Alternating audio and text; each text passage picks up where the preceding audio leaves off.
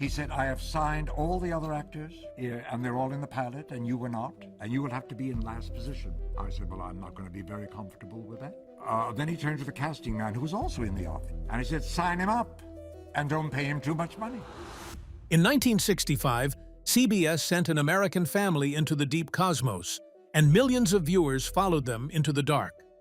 But behind the bright Technicolor sets and rubber space monsters sat three reels the network desperately tried to sanitize, lock away, or quietly purge from TV listings.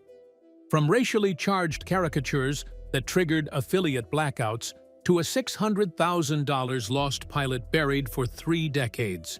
These are the lost chapters of television history that executives tried to kill. Castles in Space, the affiliate blackouts. By its 3rd season, the series had largely abandoned its tense survivalist roots in favor of extravagant, colorful space fantasies. The Robinson family was no longer just fighting for survival on an alien world. They were encountering space Vikings, cosmic gladiators, intergalactic carnivals, and eccentric planetary warlords. But when the 14th episode of the 3rd season rolled off the production line, its execution pushed network standards far beyond what several regional broadcast executives were willing to transmit into local living rooms. Titled Castles in Space, the episode dropped the crew into a high-stakes standoff on a freezing, desolate planet. The plot centered on an ice princess frozen in suspended animation who is accidentally thawed out by Dr. Smith. She is pursued by a ruthless, silver-skinned bounty hunter named Chavo. On paper, the story promised a classic, swashbuckling space adventure with frozen fortresses, laser shootouts, and high drama. But when the master tapes reached network screening rooms, the portrayal on screen ignited an immediate, quiet panic among program directors. The source of the firestorm was the depiction of Chavo, the episode's main antagonist. Played by character actor Alberto Monte in heavy makeup and exaggerated costuming, Chavo was written as a bizarre, heavily caricatured bandito figure. The character spoke in an exaggerated accent, brandished a weapon like a Wild West outlaw, and displayed traits that mirrored deeply insensitive ethnic stereotypes. In a particularly absurd plot point, Chavo even gets the robot drunk on tequila to extract information. Across the country, several local station managers, particularly in major metropolitan television markets, viewed the character portrayal as egregiously inappropriate and culturally regressive, even by the relaxed standards of mid-century network television. When broadcast day arrived, the pushback was swift. Rather than airing the episode across their regional networks, several prominent TV affiliates quietly altered their primetime schedules. In multiple major markets, stations blacked out the broadcast entirely, substituting syndicated movies, sports reruns, or local news programming in its place. Viewers who tuned in, expecting to see the Robinson family, found their screens blacked out or replaced without warning. The network received a wave of complaints from viewer advocacy groups and local station directors demanding higher standards for primetime network broadcasts. The controversy forced studio executives to reassess how far they could push character caricatures in primetime slots. While the episode was included in original network logs, it was quietly flagged during post-network syndication runs. For years afterward, when local channels bought rerun packages for afternoon television slots, Castles in Space was frequently pulled from the broadcast rotation or skipped over entirely by local station programmers who feared renewed backlash from local audiences. The tapes were quietly shelved, becoming a prime example of how studio missteps and cultural insensitivity could turn a mainstream family show into a target of quiet network censorship. If a single offensive character portrayal could trigger regional blackouts on live television, what would happen when an entire $600,000 pilot episode proved too dark and disturbing for network executives to air? No Place to Hide, the $600,000 vaulted pilot episode. In the mid-60s, spending $600,000 on a single television pilot was an astronomical, almost unheard-of gamble for any network project. Adjusted for modern inflation, that sum represents millions of dollars poured into 49 minutes of unproven science fiction footage. Producer Irwin Allen threw everything he had at the screen to secure a primetime slot on national television. Sweeping, cinematic matte paintings, expensive mechanical miniatures, elaborate physical sets, and high-octane action sequences. Yet, despite this staggering financial investment and incredible technical craftsmanship, the original 1965 pilot episode titled No Place to Hide was flatly rejected by network executives and buried deep inside the studio vaults for nearly 3 decades.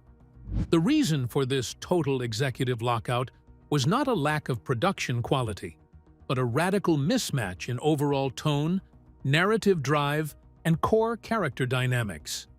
The original pilot presented a starkly different vision of space exploration than the one that eventually captivated millions of households every week. Designed strictly as a serious, hard-edged survival drama, the story followed the crew of the Gemini 12, a sleek, saucer-shaped vessel carrying a pioneer family on a daring mission to colonize a distant planet in the Alpha Centauri system. When a rogue meteor shower strikes the ship mid-flight, the controls lock up, throwing the astronauts violently off course and stranding them on a hostile, uncharted alien world filled with extreme sub-zero weather and towering Cyclops giants. On paper, it was a thrilling, straight-laced space adventure that treated the cosmos with absolute gravity and scientific earnestness. But when network executives sat down in the private screening room to review the $600,000 reel, they felt an unsettling, undeniable void. The pilot was undeniably dark, heavy on technical jargon, and emotionally distant from the audience. More importantly, the version delivered to the network was completely missing the 2 pivotal figures that would come to define its pop culture identity. There was no scheming, manipulative villain, and there was no environmental control robot to interact with the crew. Without a central antagonist to drive internal human conflict or a metallic foil to bring humor, warmth, and heart to the narrative, the network feared the series would prove far too bleak, dry, and terrifying for prime-time family viewing. Rather than airing the expensive footage or scrapping the entire multi-million-dollar investment, network executives made a drastic, non-negotiable demand. They ordered Allen to pull his cast back onto the sound stages, completely overhaul the premise, and introduce both a covert saboteur and a mechanical companion to balance the family dynamic. The original pilot was quietly pulled from broadcast schedules, sealed in a metal vault, and kept strictly out of public sight until decades later. The expensive sets were altered, new actors were brought in, and large portions of No Place to Hide were painstakingly re-edited, chopped up, and blended with newly filmed scenes to create a far lighter, campier series premiere. The vaulting of the original pilot stands as a fascinating, pivotal turning point in television history. Had the network aired that $600,000 reel as originally filmed, viewers would have received a grounded, gritty space survival epic focused purely on human endurance against an unforgiving universe. Instead, studio heads chose to lock away the original vision, opting to pivot toward a lighter, character-driven format that fundamentally altered the course of mid-century science fiction television. What happens when the missing villain brought in to fix a vaulted pilot secretly hijacks the entire production from the inside? The reluctant stowaway. The scrubbed villain. When studio executives ordered Irwin Allen to overhaul the vaulted pilot, they knew the show needed a catalyst, a force of friction to drive the narrative forward on a weekly basis. Enter Dr. Zachary Smith, played by veteran character actor Jonathan Harris. Introduced in the newly filmed premiere, The Reluctant Stowaway, Smith was originally written as a cold-blooded, calculating foreign operative tasked with sabotaging the mission from within. He was intended to be a sinister, ruthless villain whose covert actions would trap the crew in deep space before he met a swift, tragic end within the first few episodes. But what ended up on screen was a complete subversion of the studio's original vision, forcing producers to quietly re-edit and alter the darker cut of the series premiere. In the original script and initial takes, Dr. Smith was devoid of warmth or comedic charm. He was a lethal agent of a hostile foreign power who programmed the onboard environmental control robot to destroy the ship's guidance systems shortly after launch. In a twist of fate, Smith's own treachery backfired, trapping him aboard the departing vessel as it blasted off into the cosmos. On set, however, Jonathan Harris quickly recognized a fatal flaw in the material. As written, a purely evil, static villain who constantly plotted killing and sabotage had a very short shelf life on a family television program. Harris knew that if his character remained a cold-hearted killer, the crew would eventually have no choice but to maroon him, throw him out of an airlock, or write him out of the show entirely. Determined to save his job and redefine the character, Harris began taking subtle, unauthorized creative liberties during filming. Between takes and during rehearsals, he introduced a dramatic shift in performance style. He abandoned the low, menacing tone of a Cold War spy in favor of a theatrical, cowardly, and pompously articulate persona. He began improvising now iconic alliterative insults directed at the robot, transforming tense, life-threatening scenes into moments of dark comedic relief. When producers saw the footage in daily rushes, they realized Harris had unlocked a completely unexpected dynamic. Rather than a terrifying monster, Dr. Smith had become a delightfully pathetic, self-serving coward that audiences couldn't take their eyes off of. This unscripted transformation presented studio executives with a massive dilemma. The network had ordered a serious sci-fi survival show with a dangerous antagonist, but the filmed footage contained a villain who was rapidly morphing into a comedic anti-hero. Recognizing that Harris's performance was magnetic, producers ordered emergency re-edits of the reluctant stowaway. Darker, more threatening dialogue was systematically dubbed over or cut out entirely. Scenes depicting Smith as an irredeemable, cold-blooded killer were scrubbed from the broadcast master, softening his actions so that his presence aboard the ship remained palatable to primetime network censors and young viewers. The radical restructuring of the premiere fundamentally altered the course of the series. By softening the original darker cut of Dr. Smith, the show stepped away from high-stakes military espionage and embraced the theatrical, character-driven melodrama that defined its run. The cold-blooded KGB-style saboteur was buried forever in the cutting room floor, replaced by the cowardly, scheming doctor who would ultimately hijack the entire focus of the show. With its iconic villain secured and its trajectory altered forever, how did a show born out of studio re-edits and vaulted footage launch into a prime-time television phenomenon? The 60s sci-fi revolution. How Lost in Space conquered television. Let's look at the broader landscape of network television during the height of the space race. To understand the sheer magnitude of the phenomenon that swept across American living rooms in September 1965, NASA's real-world Gemini missions were capturing global headlines, and public fascination with space travel was reaching a fever pitch. Producer Irwin Allen, already dubbed the Master of Disaster for his cinematic thrillers, recognized that the home audience was starving for high-stakes cosmic adventure. When Lost in Space debuted on CBS, it was not merely another program joining the fall lineup. It was a bold, expensive gamble that revolutionized how science fiction was produced, marketed, and consumed on prime-time network television. When the show hit the airwaves, its visual presentation set a staggering new standard for broadcast television.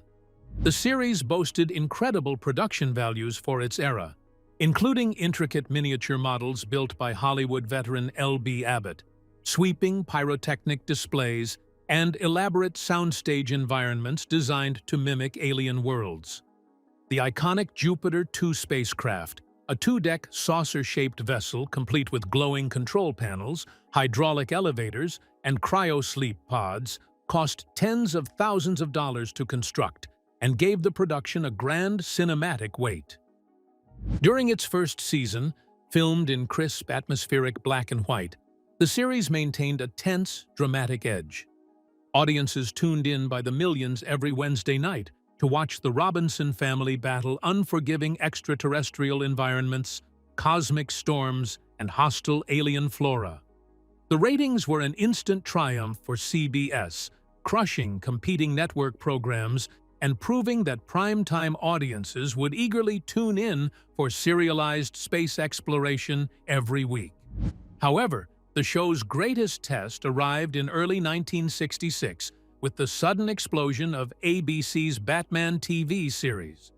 The pop art, campy superhero sensation surged in the ratings, forcing every major network to rethink its midweek strategies. Irwin Allen and CBS responded with a radical pivot of their own.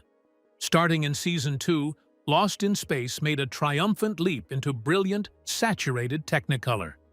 The transition to color fundamentally changed everything. The stark shadows and dust aesthetics of the first season gave way to vibrant neon hues, colorful alien costumes, and increasingly bizarre, outlandish storylines. The show shifted away from hard survival drama and fully leaned into theatrical, family-friendly space opera.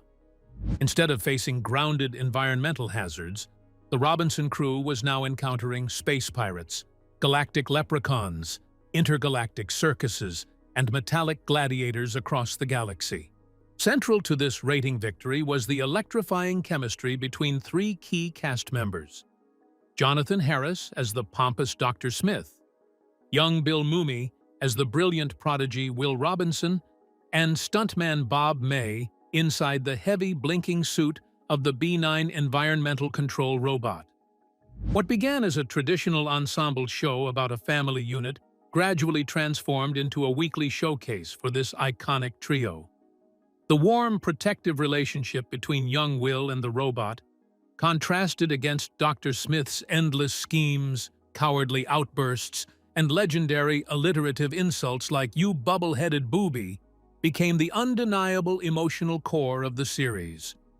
Behind the scenes, filming was a grueling endeavor.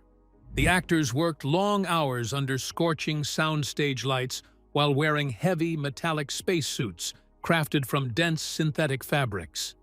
Stuntman Bob May spent countless hours squeezed inside the mechanical robot suit, maneuvering the clumsy prop over artificial terrain while enduring intense heat and minimal ventilation.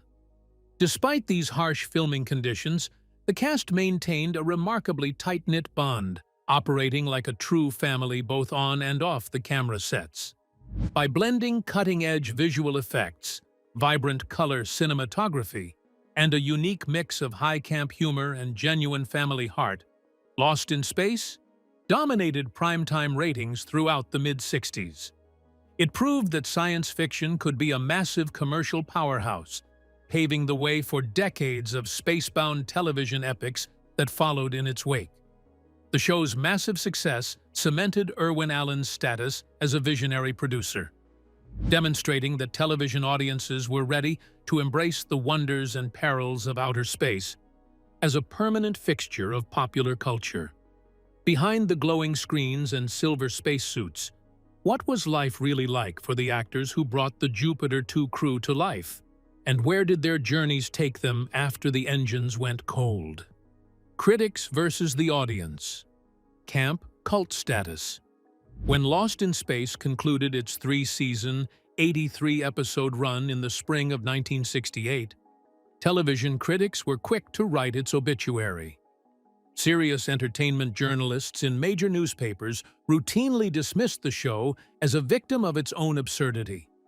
To the critical establishment of the late 60s, Irwin Allen's decision to pivot away from hard science fiction toward theatrical, colorful camp was seen as a creative decline. Reviewers lamented that a show that began with dark, high-stakes survival stories had devolved into a weekly circus of talking carrots, celestial pirates, and theatrical space warlords. They argued that the series had traded genuine suspense for cheap laughs and extravagant visual gimmicks designed solely to entertain young children. Yet, those critics fundamentally misunderstood the true secret of the show's enduring success. While television reviewers were busy dissecting narrative realism, millions of families were gathering around their living room television sets every week to share a singular, joy-filled experience. What the critics labeled as cheap camp, the audience embraced as imaginative, escapist entertainment. The series struck a rare cultural balance. It offered colorful, high-concept monsters for children, clever theatrical banter for adults, and a warm, underlying message of familial loyalty that resonated across age groups. No matter how dangerous or absurd the alien world became, the Robinson family faced every crisis together, proving that love, courage, and unity could overcome any hazard in the cosmos. When the series entered syndicated rerun packages in the early 70s, its popularity did not fade. It exploded. Freed from the rigid weekly scheduling of network broadcasts, Lost in Space aired every weekday afternoon in regional television markets across America and around the globe. A completely new generation of children coming home from school discovered the adventures of Will Robinson, Dr. Smith, and the robot. The show's bright Technicolor palette, iconic character dynamics, and memorable catchphrases like "Danger, Will Robinson" became permanently etched into the global pop culture lexicon. This massive syndicated resurgence transformed Lost in Space from a mid-60s television project into a multi-generational cultural phenomenon. The show proved that sci-fi television possessed immense, long-term commercial value, laying crucial foundational groundwork for the explosion of major media franchises that followed in its wake. Without the commercial success and groundbreaking visual effects work of Irwin Allen's production team, the television landscape that birthed modern space epics would have looked vastly different. The show's legacy was further cemented by its remarkable adaptability across media formats. Decades after the original series went off the air, the franchise expanded into a high-budget 1998 feature film, comic book series, collectible toy lines, and a critically acclaimed modernized Netflix series that introduced the Robinson family to a 21st-century audience. Crucially, these new iterations paid direct homage to the original 1965 series, often featuring cameo appearances from surviving cast members who were celebrated as royalty by generations of devoted fans. The Secret Legal War, the battle over Space Family Robinson. Long before Lost in Space ever made it to the television screen, producer Irwin Allen found himself locked in a high-stakes legal feud that nearly crushed the show before a single frame of film was shot. In December 1962, nearly 3 full years before the Robinson family debuted on CBS, a comic book publisher named Western Publishing, through its Gold Key imprint, launched a sci-fi series titled Space Family Robinson. The comic followed a family of space travelers, the Robinsons, space scientist Craig, his wife June, and their children Tim and Tam, whose ship, the Space Hydro Mansion, drifted off course into the vast unknown after a cosmic accident. When CBS announced in late 1964 that it had greenlit Irwin Allen's new series about a family named Robinson lost in the cosmos, Western Publishing's legal department immediately slapped the studio with claims of copyright infringement and intellectual property theft. The similarities were undeniable. Both featured a heroic family adrift in space, both shared the same iconic surname, and both leaned into high-concept extraterrestrial hazards. For a network preparing to invest millions in primetime sci-fi, a high-profile copyright lawsuit threatened to derail the entire launch. Behind closed doors, network lawyers scrambled to negotiate a settlement before Western Publishing could file for a full judicial injunction that would freeze production. Rather than battling it out in a costly public courtroom war, CBS and Western Publishing struck a quiet, out-of-court agreement. CBS paid an undisclosed licensing fee to Western Publishing for the rights to use the character name and core premise. In return, Western Publishing was granted the legal right to append a subtle subtitle to their comic book covers. Beginning with issue number 15 in 1965, the comic was rebranded as Space Family Robinson, Lost in Space. This secret legal pact saved the show from being buried under an injunction, but it remained one of Hollywood's best-kept secrets during the show's original run. Irwin Allen rarely acknowledged the comic's existence in press interviews, maintaining publicly that the show was entirely his own original vision, inspired by Daniel Defoe's 18th-century novel, The Swiss Family Robinson. Had the legal negotiations failed in early 1965, the Robinson family might have had their names forcibly changed, or worse, the show would have been legally locked away before ever reaching an antenna. How did a show that narrowly escaped a devastating copyright lawsuit turn around and transform its iconic props into a multi-million-dollar playground empire? The Toy Box Empire. How Lost in Space pioneered modern merchandising. While studio executives were navigating legal battles and ratings rivalries against ABC's Batman, Irwin Allen unlocked another massive revenue stream that permanently altered how television networks monetized sci-fi shows: the playground demographic. In the mid-60s, primetime television programs rarely capitalized on toy sales in a systematic way. However, Allen recognized that children were not just watching Lost in Space, they were obsessed with its gadgets, lasers, and mechanical monsters. The result was an unprecedented wave of licensed Lost in Space merchandise that flooded retail shelves across America. Leading the charge was the Remco Toy Company, which released a line of motorized plastic B-9 robots, laser pistols, and miniature Jupiter 2 spacecraft. Children across the country scrambled to own the battery-operated robot, complete with a translucent dome and flashing lights, turning a television prop into one of the most sought-after holiday gifts of 1966. Beyond action figures and robots, the show dominated the back-to-school season with its iconic metal lunchboxes. The 1967 dome-top lunchbox, manufactured by King Sealy/Thermos, and featuring full-color artwork of the Robinson family battling a giant one-eyed cyclops, became a massive cultural staple. Today, that original lunchbox remains one of the most expensive and highly prized vintage collectibles in television history, often fetching thousands of dollars among retro collectors. The merchandising craze extended far beyond toy stores. Topps produced a popular 55-card bubblegum trading card set featuring vivid, dramatic stills from Season 1, while Mark's Toys released elaborate playsets complete with plastic alien landscapes, silver spacesuits, and miniature buggies. This retail boom proved to studio executives that a television show's financial value was no longer limited to commercial advertising spots during a broadcast window. By turning the Jupiter 2 into a playground empire, Irwin Allen helped lay the modern blueprint for media franchising. Long before Star Wars revolutionized movie merchandising in 1977, Lost in Space proved that sci-fi universe building could generate millions of dollars off the screen, establishing a marketing strategy that defines Hollywood to this day.